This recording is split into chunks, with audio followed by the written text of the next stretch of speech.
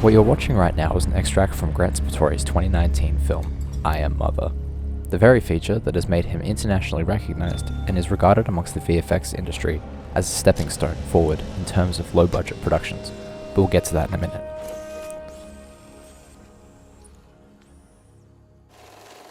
Grant Sputore is a Western Australian filmmaker, born and raised in Perth, who studied at Curtin University, taking on a Bachelor of Arts majoring in film and television. With a friend of his from Curtin University, the two founded a company called the Penguin Empire immediately after their graduation.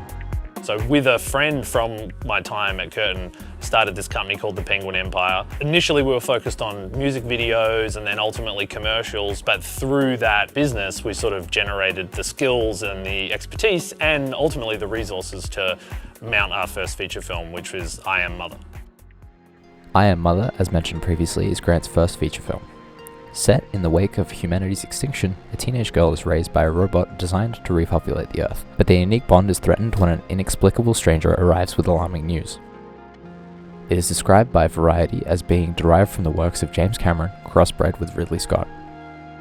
In 2019, Netflix acquired the distribution rights to the film at Sundance Film Festival. The film was produced in Australia with the exception of using Weta Digital for special effects, all on a low budget of 5 million Australian dollars, with the distribution rights being bought for somewhere around 3 million.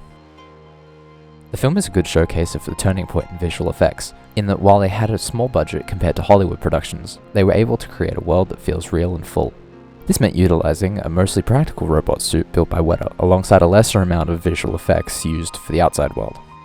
It's almost the secret of the film because we really wanted to celebrate practical effects when we were making this. But when you're making a low budget film, there were a bunch of things that the script called for that we couldn't let the suit do. If we did it practically, we knew we wouldn't be paying thousands upon thousands of dollars every minute that Mother is on screen. In VFX shots, we would just be paying somebody to make an incredible suit.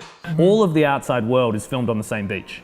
So when Clara reaches the beach, that's the same place where the bunker door is, right? But we used CG to kind of create the variety in the landscapes to make it feel like you've covered a greater terrain. Netflix bought the film at Sundance. It was made completely independently. It was made in Australia, and we never had enough money. But we were working with VFX companies that were really skilled, really passionate, and really wanting to prove themselves.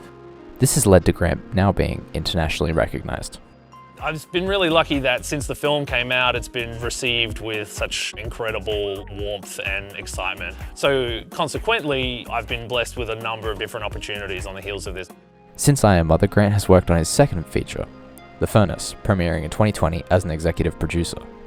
And now, I'm working on a project with Warner Brothers. I've got a TV series that I've just found out we've got signed on a fairly major producer to be a part of. So there's definitely lots of things going on.